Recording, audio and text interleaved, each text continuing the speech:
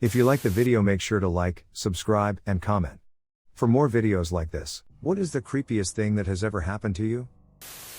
A few years back, I woke up in the middle of the night. We had a 2-month newborn sleeping in the room next door. I had a video monitor on my bedside table so that my wife and I could easily check on him. So, I clicked the button that turns on the video image, and what I saw scared me like nothing ever before. My baby boy was gone. Now, I know that instinct should have made me run right into the baby's room. Instead, I froze. I looked over, and my wife was sleeping next to me. Finally, I moved. But not to run into the other room, like I should have done. Instead, I turned up the volume on the baby monitor. I heard another woman's voice singing a lullaby. I'm not kidding. Another woman was singing to my baby in a very soft, gentle and melodic voice. I don't remember what song it was, something like "Go to sleep, little baby." Finally, my freeze broke. I jumped up, ran through the hallway and burst into my boy's room. He was sound asleep in his crib. No woman. No singing. Turns out, the monitor was picking up my next door neighbor's monitor. They had just bought the video monitor for their own newborn, on our recommendation. Nothing supernatural here, but I don't know if I've ever experienced something scarier.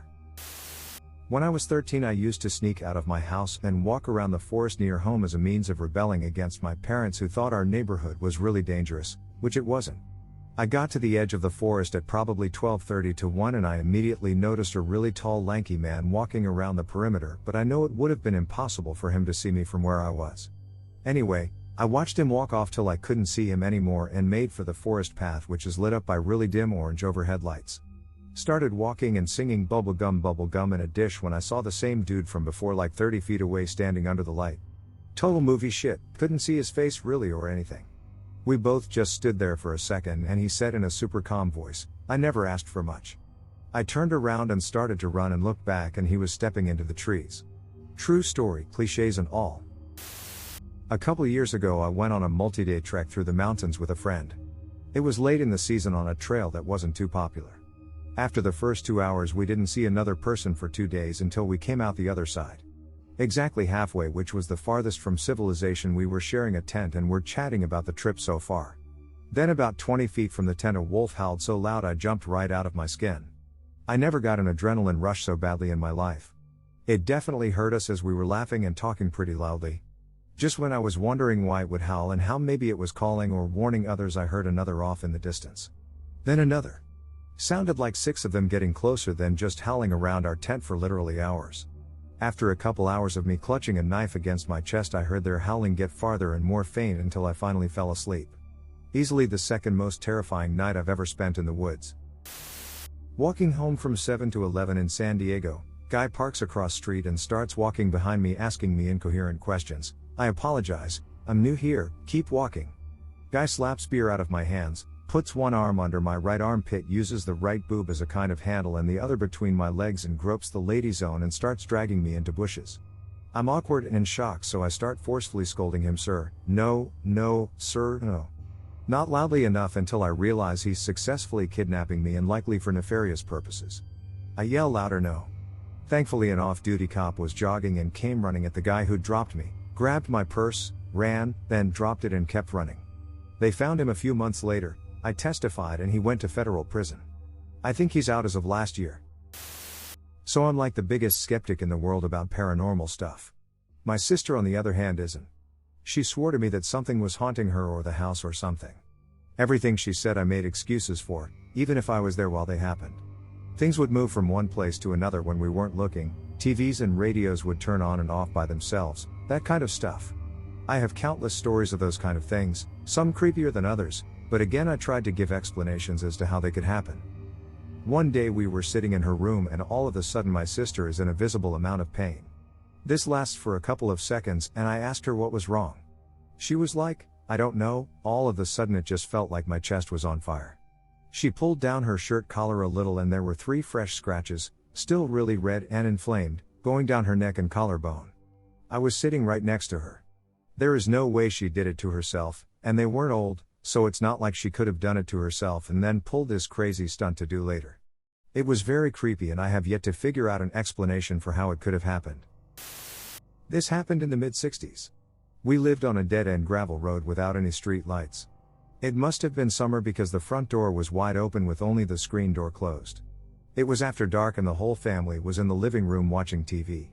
The whole family included both of my parents and my 2 other siblings. My attention was taken away from the TV show to the sound of a car slowing coming down the road and a woman inside screaming the most blood-curdling scream I have ever heard, before or since. I'm sure none of us decided to get up and look out the door, we were just there and looking in no time flat. The car had turned around and was parked facing down the road the way it had come in, no lights on inside or out. It was an older model car, it was painted black or another dark color. The screaming just went on and on. My heart was pounding and I couldn't catch my breath. Finally my mother moved first and turned on the porch light. A long moment later the car started to slowly drive off on down the road. She continued to scream as the car drove out of sight. At this point, my mother shut off the front porch light, and everyone just went back to their places and sat down. No one said anything. No one did anything. I couldn't believe my parents weren't going to do anything. No one ever spoke of it again. That's the creepiest thing about that night. Not the spooky car with a screaming woman, but my zombie parents with no reaction to a nightmare in their front drive. So my friends and I went up to an area with a long stretch of those Y-style utility poles up on mountain in Dalton, Georgia. If you know the area you know it is a shithole of a city and pretty much a meth capital. So we were up there watching a storm roll in, it was beautiful. A dark purple sky with lightning lighting up a mountain opposite us. It is on Doug Gap Battle Road for anyone who knows the area. Anyway, we were up there as the sun was setting and this thunderstorm was rolling in, me and 3 friends. There was another group of younger guys with a bonfire laughing and eating. We were just there to smoke and watch the storm roll in so we didn't talk. So they leave after about 30 minutes and I get this eerie feeling. I had a weird feeling the whole time we were there so I didn't smoke. I kept hearing rustling in the woods to the left of us. I was terrified some animal was going to come out of the woods and I'd have to drag these stoned idiots behind me. But we start to hear yelling and screaming down on the road. It was a bit of a steep walk up to the overlook. It wasn't too long after the group of guys had left so we didn't think much of it for too long, but it continued long enough for us to get interested. And then we kept hearing that rustling in the woods next to us. Worried that it might be someone trying to sneak up on us, with good intentions or no, we start to walk down the hill to look at who is making all the noise. We see 2 cars that seem to be blocking the road. A large truck and a beater sedan type car. There is someone hanging out of the sedan and yelling, and it seems like they are trying to push them back into it. This wasn't joking screaming either, this person was wailing. It was these god-awful screams. We all just kind of look at each other and decide to try and quietly exit down the path and get back to our car, which we had parked about a half a mile back. So we start going down and we get about halfway and we hear them yell seemingly at us. We all fucking drop to the ground like idiots. Like drop to our stomachs. We hear more yelling and decide fuck it and just take off running towards the car. We make it to the car and speed off. The cars didn't follow us or anything, they could have very easily just left the opposite way. We think maybe it was some sort of drug deal or the like. Who knows?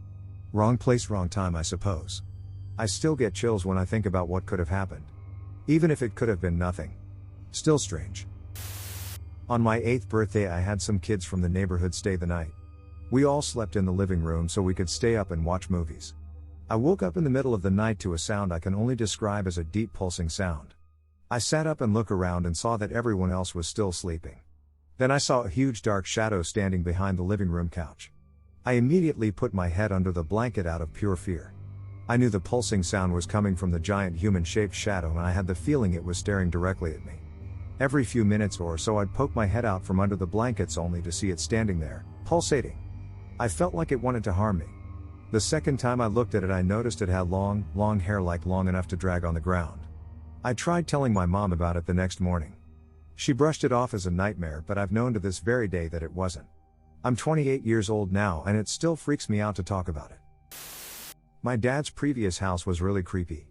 When he first moved in I had a very eerie feeling, kind of like the house had something bad happen in it, but I tried to disregard this.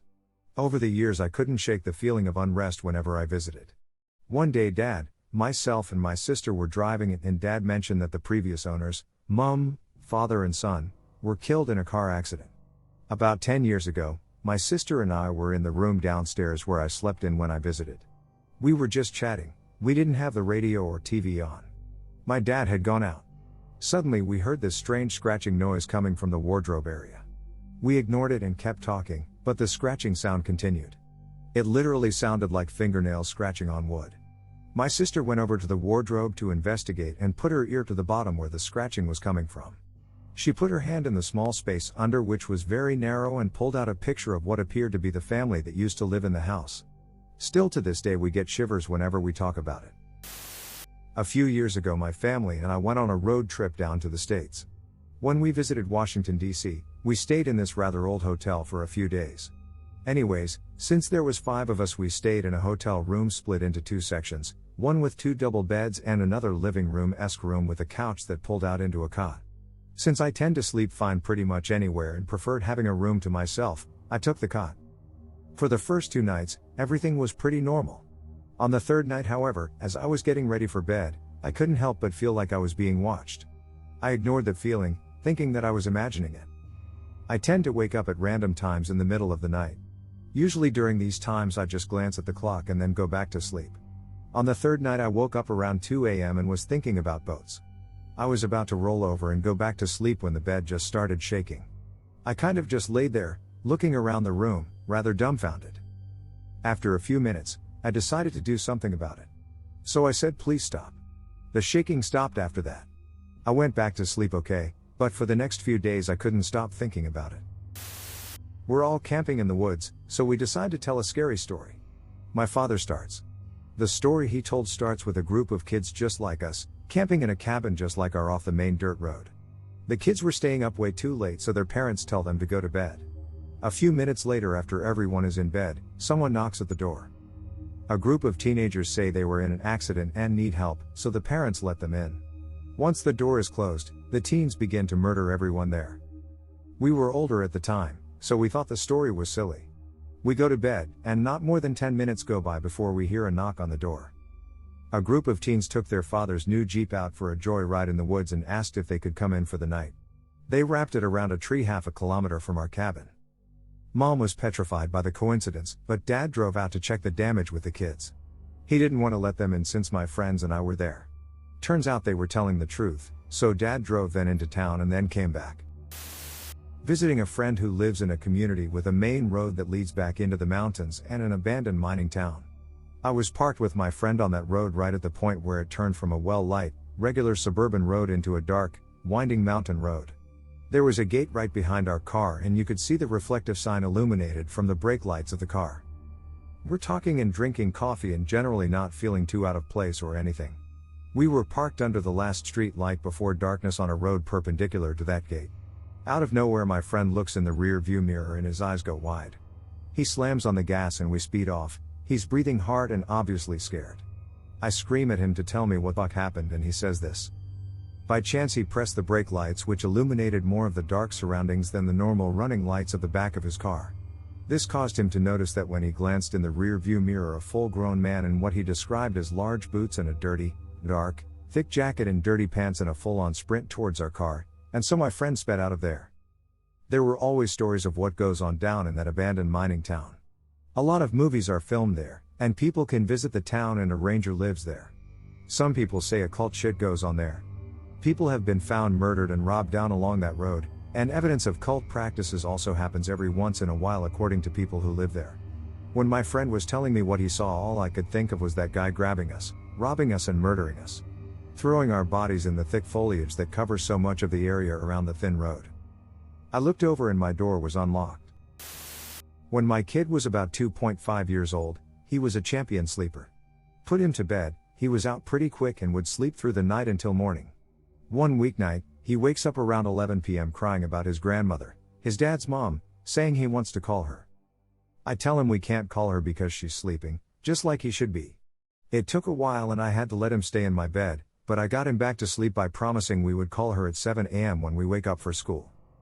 My alarm goes off at 7 a.m., he immediately gets up and asks to call Grandma. We do. And answers the phone. Apparently, Grandma was in a work-related accident at about 11 p.m. the night before, and had only just gotten home from the hospital about an hour before, so she was sleeping. Easily the creepiest moment of my life. My kid and his grandma have some seriously deep connection I'm unable to explain. This is a completely true story, I shit you not. I snuck into an abandoned building and everything was old and decaying. Because of a fire that destroyed a lot of the building, it was deemed unsafe to go into, so it had been virtually untouched since the 80s.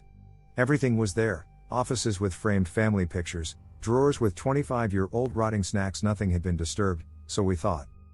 It was 2 a.m. when we snuck in. With very few windows and mostly interior rooms, the whole building was pitch black. We had flip phone flashlights to light the way as we explored the forgotten mess. Then we came across a secluded small room that wasn't the same. There was a Rubbermaid tub on a table that caught our eye because it was new looking. It had no signs of decay or age like everything else in the building. We curiously approached the table to examine what was in the tub. Inside the tub was an absurd amount of female makeup and face paint, all very new and well kept. Next to the tub were 2 books, both perfectly lined up with the table and neatly placed side by side. One was the Diary of Anne Frank and the other with a pictographic biography of Kurt Cobain. We had no idea what to think, but were both scared shitless. Then we noticed the statue. Sitting next to the table on an old chair was a handmade clay statue of a clearly demonic figure. I was about 1.5 feet tall, had goat legs, the tail of a devil and shirtless demonic upper body. The weirdest part was wings from a real bird were taken and attached to the back of this demon. We thought we heard something and turned off our phone lights. My friend was only an arm's distance away from me, but it was so dark I couldn't see him or anything around me.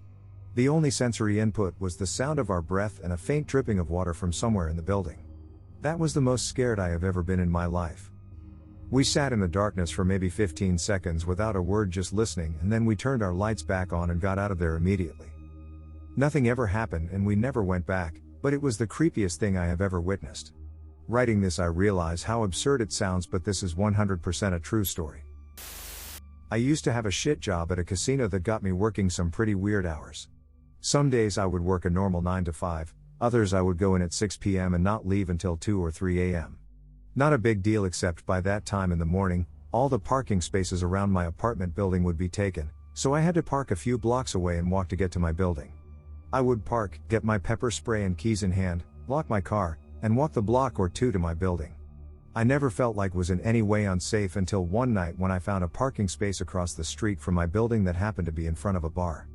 I pulled into the space and got my keys ready. I noticed a guy smoking in the doorway of the bar, about 5 cars down, but he was looking in the other direction and didn't seem to care that I was there. I got out of the car and was about halfway across the street before he noticed I was a girl, and I heard him yell, "Hi, sweetie." I ignored him, and that must have pissed him off, because he yelled, "Bitch." I started sprinting to my building when I heard the sound of him running up behind me. The building I lived in at the time had been built a long time ago, and everything was outdated, including the security system. After 10 p.m. the doors would lock automatically, and you would have to put a key in the lock and turn it for the doors to open, and it would take forever. I finally got the door opened and had just shut it before he got there and was yanking on the handle and screaming at me. My skin was crawling for a few days after that. Visited my folks' mausoleum to pay respects. Weekend. Clear weather, about 9 to 10 in the morning. It's an outdoor 1-2 stories, U-shaped, built around a courtyard. Open side to the north. Parked about 50 yards away. Glanced up as I parked and observed a male, dressed in a black suit, white shirt, I think black tie, looked Hispanic, clean shaven, early to mid-30s. He walked toward a sink/cutting station in the NW corner of the second floor, where my parents' niche is, then pivoted and walked back south out of my line of sight because of the layout. Probably about 10 feet on the second level was visible from where I parked. I turned to pick up my flowers from the passenger seat, then immediately exited the car. Walked the 50 yards and up the flight of stairs and no one there. After paying respects, I confirmed the stairs were the only way down. I grew up in a rural town, so the roster at my grade school was pretty small. Everyone knew everyone else by name pretty much. So it would surprise no one that the single set of identical twins at the school, maybe in the entire town, were especially well known. Not only because they were a unique oddity, never separate from each other, but also because of their warm demeanor, mischievous smiles, constant laughter. The twins and me were the same age. It was grade 5. The school was so small all of us fifth years fit into a single classroom. 25 years later, and there are a lot of things I don't remember about grade school, but the twins had a way of sticking out. I remember many things about them, the way they laughed and enjoyed the attention their daily antics brought. I remember them well.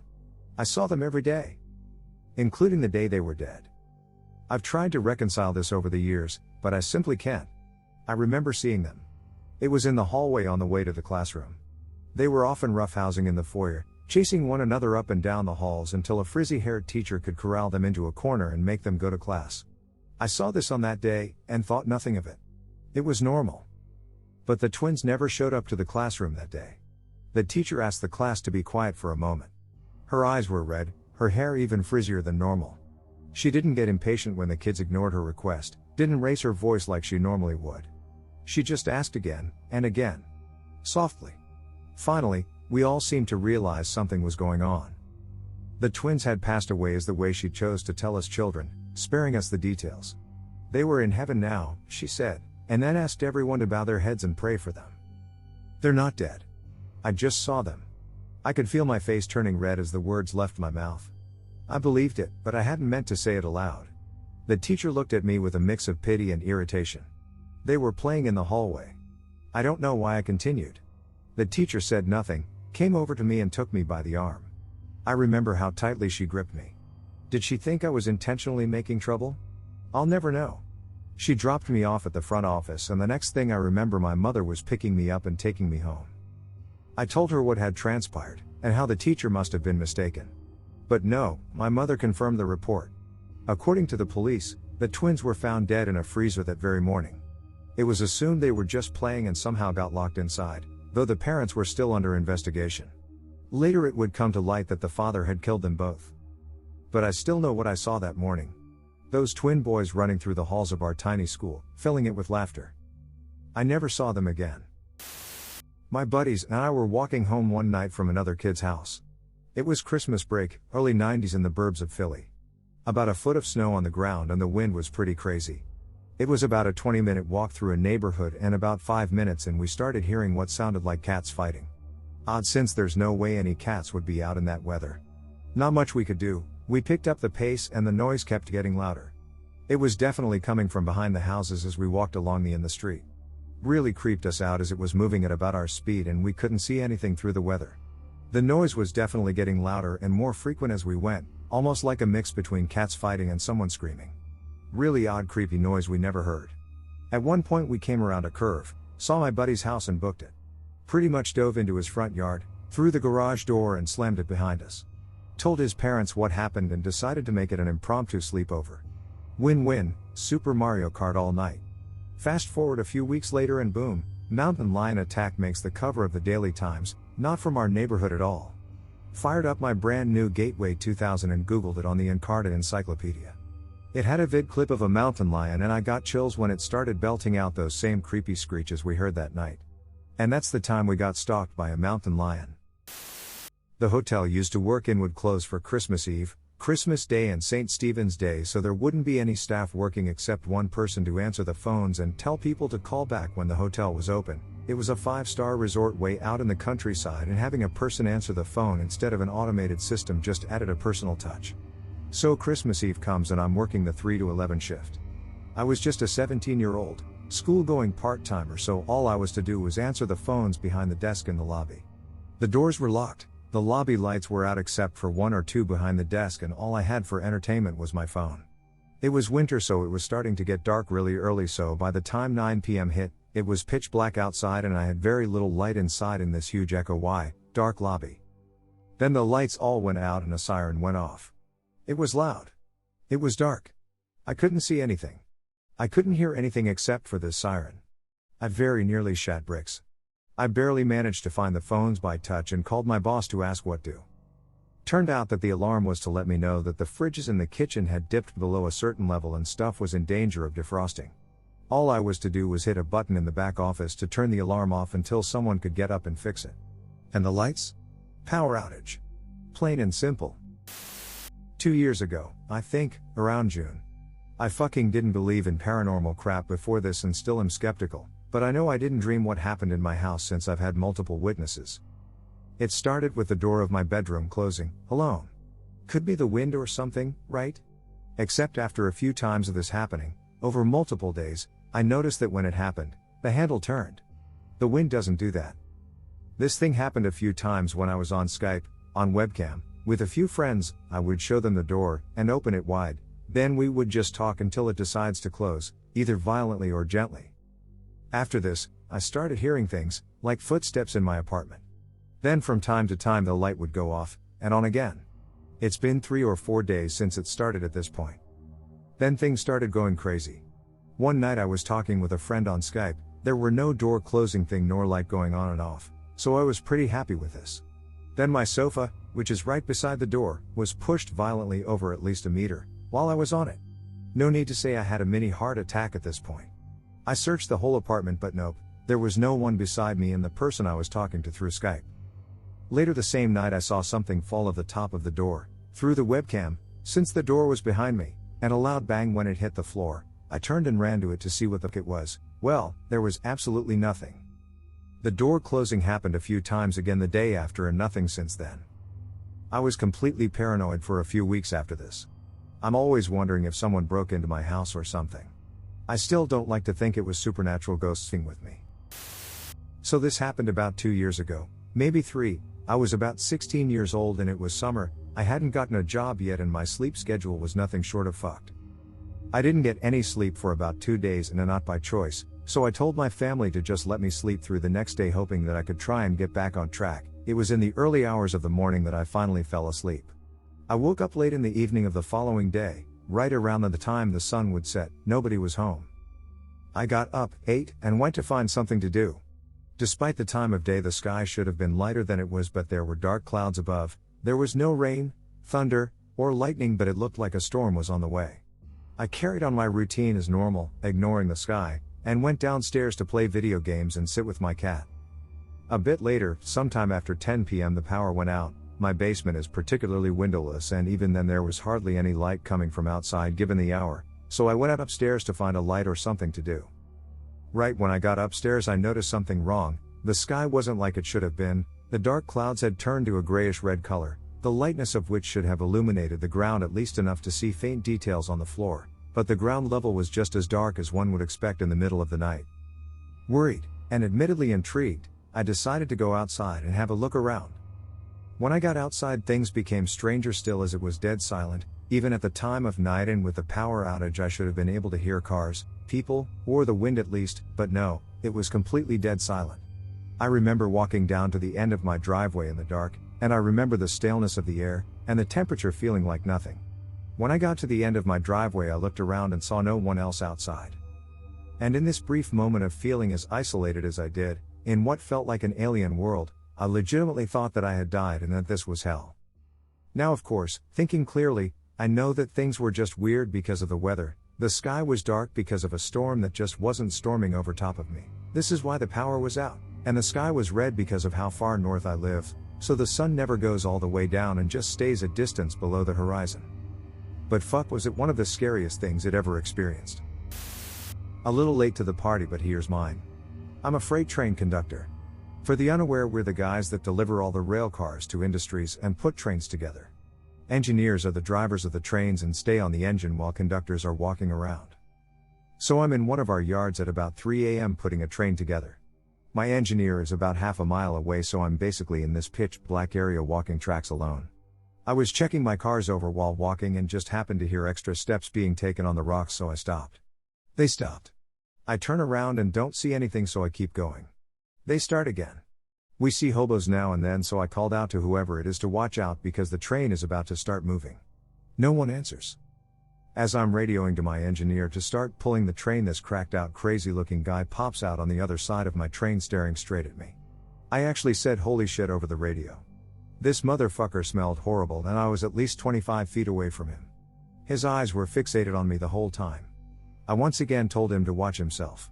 The train starts moving and he rushes to climb through the train and comes towards me. I started running and told my engineer to pull the train faster, get me out of here. The guy jumped down and was running after me. I caught onto the side of a car when it was picking up speed. He caught on too. I hopped off at our yard office and ran inside and locked the door. The guy runs up to the door and starts banging on the window with his face. I was calling my boss who called the police. All the while this guy is just pacing back and forth outside the door. About 10 minutes later he finally wanders off and probably 10 minutes after that an officer arrives. I let him know what's going on and that I have work to do still so he stays around me while I finish up. We never saw the crackhead but it still creeps me out. I carry a knife with me now and am extra alert every time I have to work that yard. I went to an extremely Catholic high school. There was a legit monastery in part of the building that actual real-life monks lived in who taught at the school and everything. And one of the priests that taught there was a guy named Father Tack. Really awesome guy, super smart, and wasn't too bad of a teacher despite being at least in his upper 80s if not older. Anyway, at some point during my senior year, this guy died, of old age, and his funeral was held at the chapel on campus. About a week or two later, me and this random other girl were chilling in this one teacher's office before class because she always had food in there we'd eat when we were hungry between classes. On this teacher's desk, she had one of those in memoriam brochure things from Father Tack's funeral. We'd been in there for a few minutes one day. We did this quite frequently, and as we were getting up to leave, this other guy that was in our next class who was very much the prankster type barged boisterously into the office and yelled, "I need a tack," referring, of course, to a thumbtack presumably meant for somebody's seat. However, immediately after he yelled this, I felt a gust of wind. We were indoors, by the way, and the in memoriam brochure from Father Tack's funeral blew off the desk and landed literally on the guy's feet. And he wasn't like directly in front of the desk, either. This thing traveled a solid 2 meters or so to land on him. The three of us all looked at each other bug-eyed and slack-jawed for a few seconds and then ran out of the room as fast as we could. Creepiest thing I've ever seen in my life. Where I live could be described as the middle of nowhere. We're 2 miles from the nearest single-track road and about 5 from the float main road. There's 2 bungalows including mine, and my neighbors are an extremely elderly couple. In my bedroom I have blinds on the windows but they don't give me complete privacy due to large gaps. It was late one night, about 2 a.m. and I'm masturbating in my bedroom. All of a sudden I hear 2 Eastern Euro voices talking quietly in a foreign language right by my window. This was an instant boner killer, but I tried to act as though I didn't hear anything. I'm not sure why. I was frozen for about 10 seconds and I grabbed my XXL maglite I keep by my bedside and bolted out the room ready to defend the fort. I look out of the living room window and the security/motion sensor light is on, meaning someone has come up to the front door. The feeling was indescribable. I grabbed my phone and dialed the emergency services to contact the police, but I don't get any signal where my home is located. The signal is so bad even emergency calls only mode doesn't work. I spend the rest of the night shining my torch through the windows. I live in a small town in the countryside in the Netherlands, and when I was about 8 or 9 I would always go out playing with toy cars in the sand. The sand in question was located on what we called the dike, which was essentially a long, elevated, from street level perspective, street that ran parallel to a canal, about 2 blocks from my house. One evening we're playing as usual and when the sun is going down, we get our shit and go our separate ways. My friend lived just down the road, directly connected to the dike, so we went our separate ways. I heard a car coming down the dike road and thought nothing of it. The next day, it turns out, the person in that car was a sex offender who had tried to grab my buddy on his way home. He had only just managed to yank himself free as it was happening right outside his house, and jumped into his garden, plants, not a fence, so that part was easy.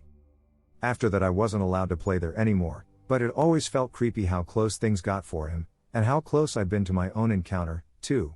I guess it's pretty tame compared to some stories in here, but that what if sticks with you.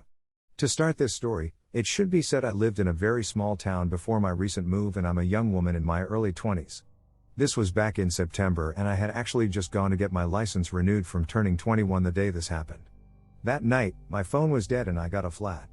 I started walking back towards my work to get a ride/phone and halfway through my maybe 4-mile walk, a big black truck went past me and like 10 seconds later a ways up the road pulled off backwards to the left.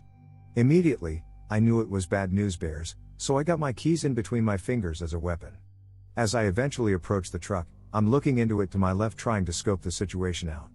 Then to my right, I hear a man's voice say, "How are you tonight?" I look over and see this tall, pot-bellied, dopey-looking redneck.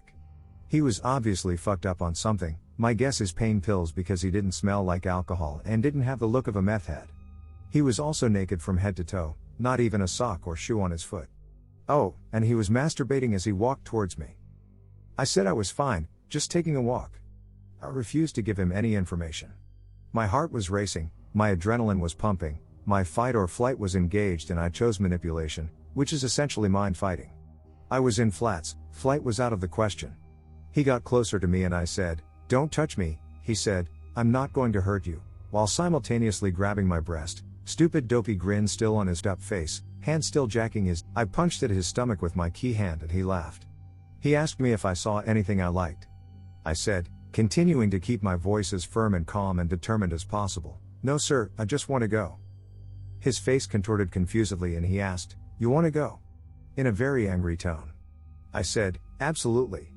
And he looked at me, threw his arm forward, and yelled, "Well, go then." I stepped backwards and fell out of my shoe, quickly calculating how to get it without taking my eyes off him. They're little leather things and can be hard to just slip into. He then screamed, "Go." And I quickly just snatched it off the ground and started walking with it in my hand. I walked briskly and he called after me, "You got some nice titties, girl." Wanting to keep him distant and placated and without looking back, I called, "Thank you, have a good night," implying to him, this conversation is over. He then called, "Is that wet?" And in the same spirit as the last answer, I yelled back, "No sir, have a good night," implying once again to him, this encounter is over. I then snuck a peek backwards and saw his stupid naked ass walking back to his truck, stumbling over the gravel, and I quickly snatched up my other shoe off my foot rather than try to put the other one back on, and immediately ran to the first house I saw with cars. I decided the evil I didn't know was better than the one I did. I banged on the door and a man answered. I was in shambles trying to explain to this half-asleep Samaritan what had happened. He let me in and his wife came out and sat with me. I called my ex, together at the time, to explain where I was and what had happened. We called the police and they came, took my statement, took me to work to get a ride. Nothing ever happened after that. They never found him. For a while I was terrified I'd see him at the Taco Bell where I worked.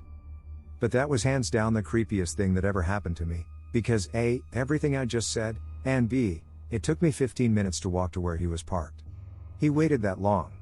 But it only took him 10 seconds to see me walking alone at midnight and decide to take advantage of the situation. That's what with me the most about it. He just waited. King Predator.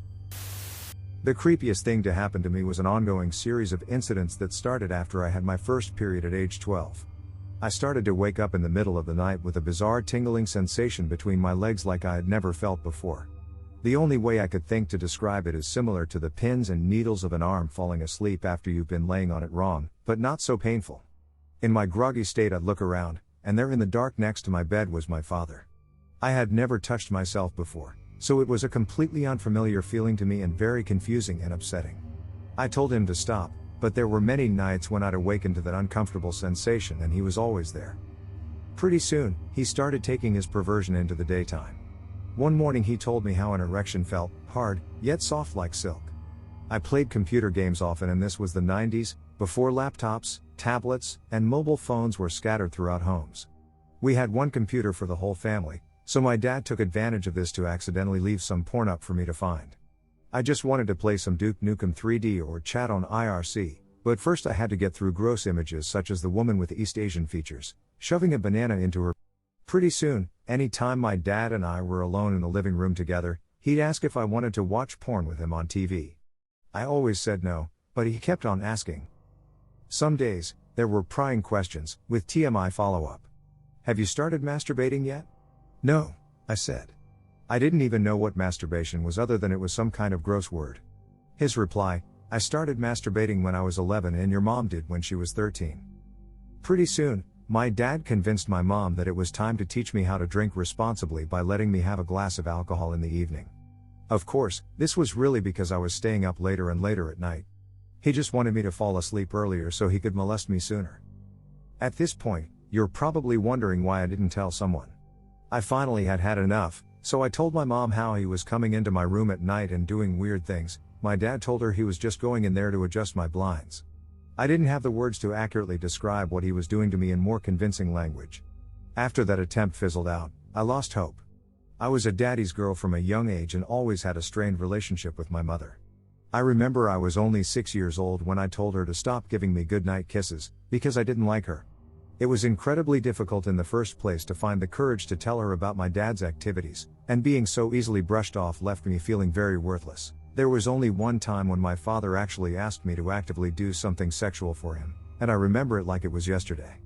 I was on the computer and my dad came into the room. At this time I was 13 years old. He asked me to show him my breasts. I said no, and he started begging to see them. "Please let me see them? Just one peek?" I remained firm in my refusal and he left after a minute or two more of begging that felt like an eternity. I was so creeped out and disturbed that I was shaking all over.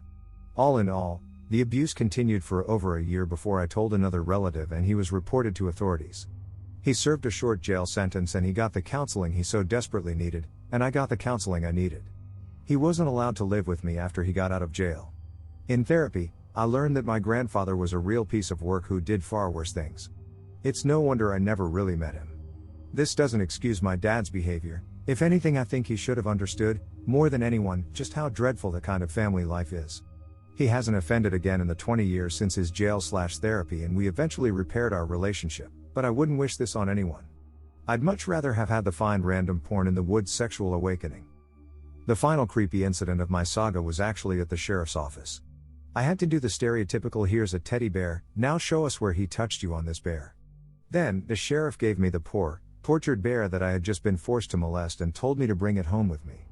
I know, at 14 I realized this wasn't a real, living thing, with actual feelings, but deep down inside I felt really bad that I had molested this poor bear the way I had been molested. If you ever end up in the line of work that is you asking this question, please offer a different bear to the child to take home, even if it looks exactly the same, or at least go to another room and pretend you're coming back with a different bear.